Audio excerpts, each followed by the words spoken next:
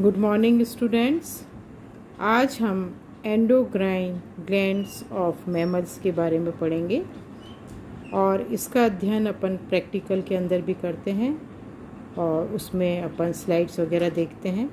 तो उन्हीं स्लाइड्सों का अध्ययन हम अपन संक्षेप में देखते हैं, ब्रीफ में पढ़ते हैं कि क्या इसके संरचना व कार्य होते हैं। सबसे पहले हम पहली स्लाइड ले रहे हैं, TS of thyroid gland of rabbit. ये जो स्लाइड है जो हमें दिखाई दे रही है, this is the TS of thyroid gland of rabbit. ये थायराइड ग्लैंड शरीर की सबसे बड़ी अंतःस्रावी ग्रंथि होती है। रैबिट व अन्य स्तनधारी जंतुओं में ये गर्दन में श्वास नली के दोनों ओर दो पालियों के रूप में उपस्थित रहती है। दोनों पालियां अधर की ओर संयोजी ऊतक की बनी अनुप्रस्थ पट्टिका से जुड़ी रहती हैं, जिसे हम इस्थमस कहते हैं। हिस्टोलॉजिकली यदि हम देखें, यह ग्रंथि अनेक गोलाकार या अंडाकार पुट्टकों की बनी हुई दिखाई देती है। ये देखो आप इस पे, और ये संयोजी ऊतक से परस्पर जुड़ी रहती है। इन पुट्टकों को हम थायराइड पुट्टिकल्स कहते हैं। प्रत्येक पुट्टिका इकहरी घनाकार ग्रंथिल उपकला द्वारा आस्तारित रहती है। ये देखो, आस्तारित रहती है। ग्रंथि में अनेक रक्त केशिकाएं व तंत्रिकाएं पाई जाती हैं। थायराइड ग्रंथि की पुट्टिकाओं की गुहा में ग्रंथिल कोशिकाओं द्वारा स्रावित कोलाइडल हार्मोन भरा रहता है। ये देखो, कोलाइडल स्टोर्ड हार्मोन थायरोग्लोबुलिन। यह हार्मोन थायरोक्सिन हार्मोन कहलाता है। थायरोक्सिन हार्मोन टायरोसिन नामक अमीनो अम्ल आयोडीन के उपापचय से बनता है। यह हार्मोन जंतु की उपापचयी क्रियाओं पर नियंत्रण रखता है। यह उभयचरों एम्फीबियंस में कायांतरण को भी प्रेरित, मेटामॉर्फोसिस को भी प्रेरित करता है। मनुष्य में इसकी कमी से घेंगा या गॉइटर नामक रोग हो जाता है। Now we come to the next gland, that is parathyroid gland of mammal of rabbit. This is the TS of parathyroid gland of rabbit. Parathyroid gland यह थायराइड ग्रंथि में स्थित होती है और यह ग्रंथि संयोजी ऊतक के बने पतले संपुट से परिवर्तित रहती है। यह ग्रंथि ठोस होती है तथा इसमें भरी हुई बहुकोणीय स्तंभाकार ग्रंथिल कोशिकाएं पाई जाती हैं। ये देखिए आप, ये तो थायराइड फॉलिकल्स हैं बाहर, ये बीच का हिस्सा, ये पैराथायराइड ग्लैंड, और इसके साथ ये लगी हुई ब्लड वेसल्स। संपुट के एक सिरे से दूसरे सिरे तक अनेक पतले पतले पट्ट पाए जाते हैं, जो ग्रंथि को छोटे छोटे भागों में विभक्त करते हैं।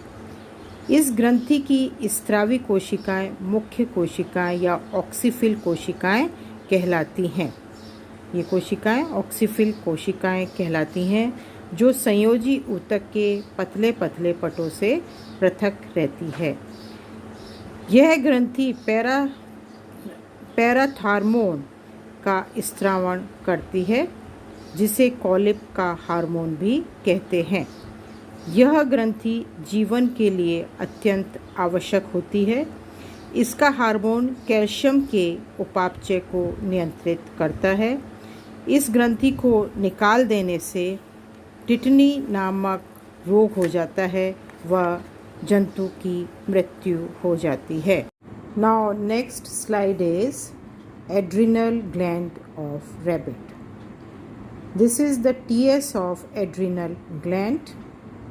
यह ग्रंथि वृक्क के ऊपर पाई जाती है और यह हल्के पीले भूरे रंग की ग्रंथि होती है जो वृक्क के ऊपर टोपी के रूप में स्थित होती है। यह ग्रंथि संयोजी ऊतक के खोल से ढकी रहती है। इस ग्रंथि में 2 भाग पाए जाते हैं। जो भारी भाग होता है वो होता है कॉर्टेक्स। ये देखो यहाँ से यहाँ तक कॉर्टेक्स भाग पाया जाता है, तथा जो भीतर वाला भाग होता है ये होता है इसका मेडुला। जो कॉर्टेक्स भाग है वह पीले रंग का होता है, वह धारीदार दिखाई देता है। इस भाग में कोशिकाएं विभिन्न प्रकार से विन्यासित रहती हैं, जिसमें कि 3 भागों में विभेदित किया जा सकता है। पहला भाग रहता है गुच्छीय प्रदेश या जोना ग्लैमुरुलोसा, दिस वन, ठीक है। उसके बाद आता है दूसरा भाग पुलकित प्रदेश और जोना फेसिकुलेटा। तीसरा भाग है जोना रेडिकुलेटा, है ना। इस प्रकार से ये जो पहला कॉर्टेक्स वाला भाग है ये 3 भागों में बटा हुआ रहता है। हम इसमें से पहला भाग लेते हैं गुच्छे प्रदेश और जोना ग्लैमुरुलोसा। यह भाग पतला होता है तथा संपुट के ठीक नीचे स्थित होता है। यह स्तंभाकार ग्रंथिल कोशिकाओं का बना होता है। इस भाग से एल्डोस्टेरोन व अन्य हार्मोन स्रावित होते हैं जो खनिज पदार्थों व जल संतुलन की नियंत्रित करते हैं। एल्डोस्टेरोन वसा व कार्बोहाइड्रेट के अवशोषण को भी प्रेरित करते हैं। दूसरा है अपना जोना फेसिकुलेटा। यह भाग, ये बीच वाला देखो, यह भाग काफ़ी बड़ा होता है।